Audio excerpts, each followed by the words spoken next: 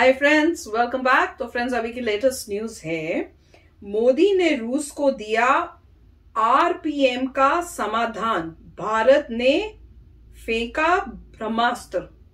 ये क्या न्यूज है? तो देखते हैं। मुझे लगता है रूस रशिया की किसी वजह से हेल्प ही की होगी, मुझे तो ये लग रहा है। पहले मैं न्यूज देखती हूँ, फिर पता करते हैं। तो वीडियो शुरू करते हैं। वीडियो शुरू करने से पहले अगर आप चैनल पर नए हो और आपने अभी तक सब्सक्राइब नहीं किया तो जल्दी से पहले सब्सक्राइब के बटन और बेल आइकन को क्लिक कर लो, ताकि आपको हमारे सारे न्यू वीडियोस के नोटिफिकेशन मिल जाए जैसे हम अपलोड करें। अगर आपको वीडियो पसंद आता है प्लीज लाइक एंड शेयर। चलिए शुरू करते हैं। दोस्तों, इनसाइट नॉलेज की एक और नई वीडियो में आप सभी का स्वागत है। इस वीडियो में हम भारत से जुड़ी दो बड़ी खबर के ऊपर बात करने वाले हैं, जिसमें पहली खबर भारत और रूस से जुड़ी हुई है। दरअसल भारत ने रूस पर लग रहे आर्थिक प्रतिबंधों पर एक बहुत बड़ा कदम उठाया है, जिससे रूस और भारत के संबंधों में और भी गहराई आने वाली है। तो वहीं दूसरी खबर रूस और चीन से जुड़ी हुई है। वही चीन जो अभी तक रूस के पक्ष में यूनाइटेड नेशन में अपना मत अधिकार का प्रयोग करता था, अब उसने रूस को वोट न करके न्यूट्रल रहने का फैसला लिया है, जिसके चलते चीन के विदेश मंत्रालय का बड़ा बयान सामने आया है। चीन को अब गहरी चिंता सताने लगी है। तो आइए इन दोनों ही खबर के बारे में विस्तार से बात करते हैं। दोस्तों, 1971 के युद्ध में रूस ने भारत के खातिर दुनिया के आधे देशों से दुश्मनी मोल ले ली थी। पाकिस्तान की तरफ से अमेरिका समुद्री रास्ते में अटैक करने वाला था, लेकिन तभी रूस भारत की ओर से इस युद्ध में कूद पड़ा था, जिसके बाद अमेरिका को तीसरे विश्व युद्ध के डर सताने लगा था और अमेरिका ने अपने कदम पीछे खींच लिए थे। वहीं अब जब दुनिया एक बार फिर से तीसरे विश्व युद्ध की ओर बढ़ रही है, रूस और अमेरिका एक बार फिर से आमने सामने हुए हैं, तब अमेरिका चाहता है कि भारत रूस का साथ छोड़ अमेरिका के पाले में शामिल हो जाए। लेकिन भारत अभी तक ऐसा कुछ करने के विचार में नहीं दिख रहा। अब तो भारत ने अमेरिका के इतर जाकर रूस के लिए एक नया प्लान तैयार कर लिया है। जापान, ऑस्ट्रेलिया समेत लगभग सभी पश्चिमी देशों ने रूस पर आर्थिक प्रतिबंध लगाने की कई कवायद शुरू कर चुके हैं, लेकिन भारत रूस से अपनी दोस्ती के लिए टस से मस होता नहीं दिख रहा। अब भारत ने रूस को विदेशी व्यापार में मदद करने के लिए आरपीएम का समाधान दे डाला है, यानी कि भारत ने रुपए पेमेंट मैकेनिज्म के जरिए भारत रूस से अपने व्यापार जारी रख सकता है। दरअसल अमेरिका रूस पर डॉलर पेमेंट पर भी रोक लगाने की तैयारी कर रहा है, तो ऐसे में भारत ने रूस को बहुत बड़ा ऑफर दे दिया है। दरअसल भारत के बैंकों में रूसी बैंक और उनकी कंपनियों के भी खाते अब खुलवाए जा सकेंगे। भारत के जिन बैंकों में खाते होंगे वे सरकारी बैंक होंगे और इसी बैंक में जमा रूसी धनराशि के जरिए दोनों देशों के बीच व्यापार होता रहेगा। आपको बता दें, भारत पहले भी रुपए पेमेंट मैकेनिज्म का उपयोग ईरान के साथ कर चुका है और अब इसी प्रकार भारत रूस को भी ये सुविधा प्रदान करने वाला है। भारत की तैयारियों को देखकर ये अंदाजा लगाया जा सकता है कि भारत तृतीय विश्व युद्ध की ओर बढ़ते दुनिया में रूस का साथ कभी नहीं छोड़ने वाला। उधर दूसरी ओर अमेरिका के द्वारा रूस पर प्रतिबंध लगाने का सिलसिला जारी है और साथ ही भारत पर भी अमेरिका के द्वारा दबाव बनाया जा रहा है कि भारत रूस का विरोध करे। दोस्तों, ये तो थी पहली खबर। बढ़ते हैं दूसरी खबर की तरफ। भारत का पड़ोसी और सबसे बड़ा दुश्मन चीन अभी तक अपने मत रूस के पक्ष में करता हुआ दिखाई दिया है। चीन की ओर से सभी चीनी न्यूज चैनलों और अखबारों को ये सख्त हिदायत दे दी गई है कि रूस के विरुद्ध कोई भी खबर प्रकाशित न करे। दरअसल यूनाइटेड नेशन में 193 देश रूस की निंदा प्रस्ताव करने के लिए अपना मत अधिकार प्रकट करने के लिए एकत्र हुए थे। तो वहीं चाइना, जो अभी तक अपना मत रूस की ओर से प्रकट कर रहा था, अब वह इस बैठक में न्यूट्रल हो गया है।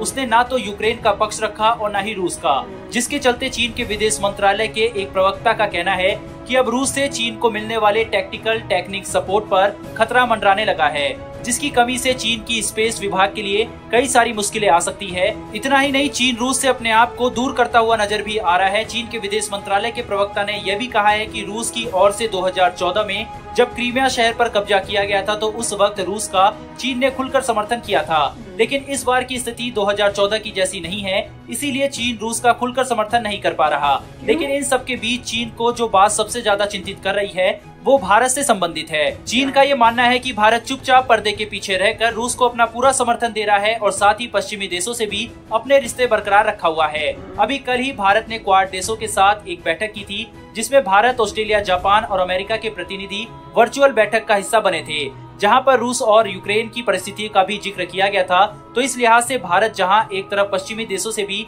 लगातार बैठकों का सिलसिला जारी रखा हुआ है, तो वहीं रूस के राष्ट्रपति व्लादिमीर पुतिन भी भारत को फोन कॉल करके एक एक युद्ध की अपडेट दे रहे हैं। दरअसल भारत न रूस को छोड़ना चाहता और न ही क्वाड में शामिल सभी देशों को, क्योंकि ये जो क्वाड संगठन है इसका एक उद्देश्य चीन पर शिकंजा कसना भी है, क्योंकि इसमें शामिल सभी देश चीन का विस्तारवादी नीति से परेशान है। इस संगठन में शामिल जापान और भारत चीन के कट्टर दुश्मन है, इसीलिए इन सभी देशों ने मिलकर चीन को काउंटर करने के लिए इस संगठन का निर्माण किया है। उधर जैसे जैसे रूस और यूक्रेन के बीच युद्ध बढ़ता जा रहा है, उससे अब रूस से एक एक करके देश दूर होते जा रहे हैं, लेकिन भारत अभी भी रूस से अपने सारे संबंधों को और भी बढ़ाता हुआ दिखाई दे रहा है। लेकिन भारत के लिए जरूरी है कि वो पश्चिमी देशों को भी बैलेंस करके चले और रूस को भी। फिलहाल दोस्तों इस वीडियो में इतना ही, लेकिन इस विषय में आपका क्या मानना है कमेंट करके जरूर बताएं। फिर मिलेंगे ऐसी एक नई वीडियो के साथ। धन्यवाद, जय हिंद। तो फ्रेंड्स, अमेजिंग न्यूज है कि यहाँ पे मैं तो यही देख के हैरान हो रही हूँ कि यहाँ अमेरिका के साथ भी कर पा रहा है इंडिया, और वहां पे रशिया कोई नहीं कर सकता है यार। मैं तो सोच भी नहीं सकती हूँ कि इस टाइप से कोई कर पाए। पर मुझे उसके बाद पता, जब मैं सोची थी मेरे जो पापा है, जब हम छोटे थे तो मेरी और मेरे भाई की जब लड़ाई होती थी वो भी इसी तरह से करते थे।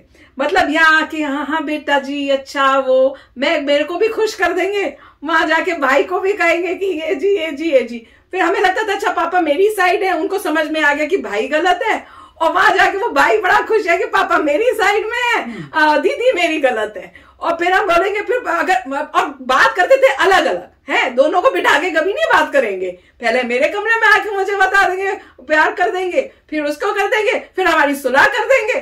तो मैं वही सोच रही थी यही इंडिया भी शायद यही कर रहा है। पर कमाल की बात है। पर मैं तो कहूंगी कि ये तो इंडिया का हुनर है भैया। जैसे मेरे पापा का हुनर है, ये इंडिया का हुनर है, और कोई बड़ी बात नहीं। मोदी जी भी आरएसएस के हैं, पापा ने भी वहां पे ज्वाइन किया हुआ था। हो सकता है इन सबको ये सिखाते हैं। हम तो गए नहीं, तो हम तो भैया बोल देते नहीं ये राइट है वो रॉन्ग है, बस बात खत्म। कभी वाह बेटा जी नहीं तुम भी ठीक हो, वो भी ठीक है, दोनों कैसे ठीक हो सकते हैं? तो वही मैं सोच रही थी। राइट, यहाँ पे जो है सुलह होना मुश्किल है। नहीं सुलह तो नहीं होगी। दूसरी पॉइंट ये है कि पर रखा तो रूबल जो है, रूबल अगर गिरता चला गया तो भी बहुत डेंजरस है जब तक स्टेबल नहीं होता। अगर आप किसी भी कंट्री के साथ ट्रेड करते हैं और उस कंट्री की करेंसी अगर डूबती जा रही है, तो जो पहले ट्रेड करते हैं वो बहुत महंगा पड़ जाता है वर्सेस जब बहुत ज्यादा डूब जाएगी। तो पर ये रूबल से थोड़ी कोई करे, तो मेरे ख्याल से रुपी से करेंगे। वही है, अब रुपी के बदले क्या देंगे? उनके पास रुपी थोड़ा, कितने उनके पास रुपए होंगे कि वो आपको रुपीज में ही करें। तो रुपी और रूबल के बीच में ही होता है कि उनकी करेंसी रूबल है, रुपी यहाँ की है, तो जो भी करेंसी रेट है उसके अकॉर्डिंगली आप करें। मगर प्रॉब्लम ये हो जाएगा कि end of the day conversion में प्रॉब्लम आएगी कि लोग इतने आसानी से रूबल टू डॉलर कन्वर्ट नहीं करेंगे, डॉलर तो ये नहीं होगा रुपी। तो कन्वर्टिबिलिटी में थोड़ी प्रॉब्लम आएगी, लिक्विडिटी में प्रॉब्लम आएगी अगर किसी की करेंसी नीचे जा रही है। जब तक वो थैंकती नहीं है, स्टेबल नहीं होती, तब तक ट्रेड करना मुश्किल होगा। तो देखेंगे, और मगर किसी भी और तरीके से भी ट्रेड किया जा सकता है, क्योंकि कमोडिटी में आप कर सकते हैं। मतलब आप ये दे दो, हम ये दे देते हैं। आप स्ट्रेट बोल सकते हैं कि देखिए हमने आपसे S500 लेना था, 500 आया नहीं है, साढ़े चार, जो भी 400 के बाद जो भी वर्जन नया है या 500 उन्होंने खुद इंडक्ट किया है। तो ऐसा कोई बात कि अगर आप हमें ये दें तो उसकी कीमत अगर ये है तो इतने का आप सामान ले सकते हैं, खाना पीना ले सकते हैं जो आपको चाहिए।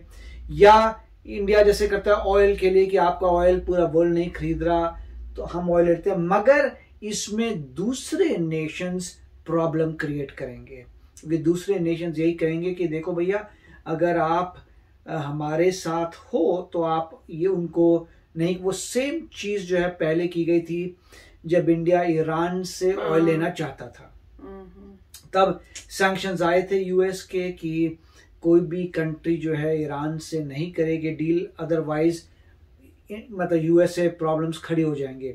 उसके बाद हुआ ये था, मेरे ख्याल से यूएस ने शायद अपने रिजर्व्स या समथिंग लाइक दैट इंडिया को दिया था उस ईरान के बदले। तो मतलब ऐसी कोई नेगोशिएशन हुआ था जहां तक सुनने को आया था, जहां पे ये था कि जितने रेट में ईरान देना था उतना ऑयल मिल गया।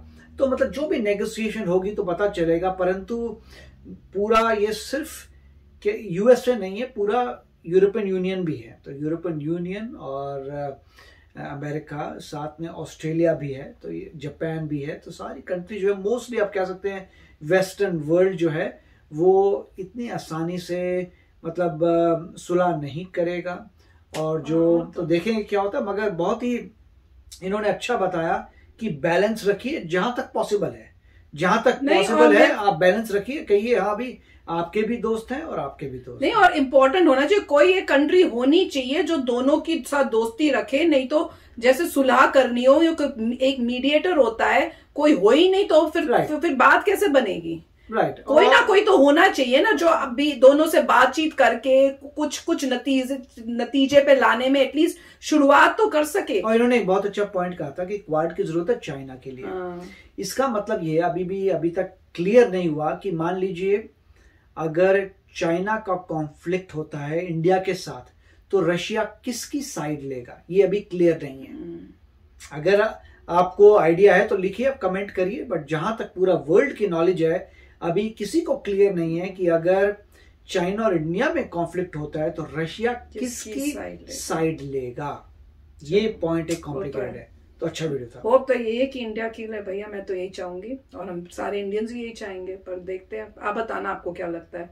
तो चलो फ्रेंड्स, चलते हैं, मिलेंगे नेक्स्ट वीडियो में बहुत ही जल्द। Till then please take care and bye bye. तो अगर आप मेरे इस चैनल पे नए हो तो जल्दी से सब्सक्राइब के बटन को हिट करो और बेल आइकन को क्लिक करो ताकि आपको मेरा जब नया वीडियो मैं लगाऊं आपको उसके बारे में जल्दी से पता चल जाए।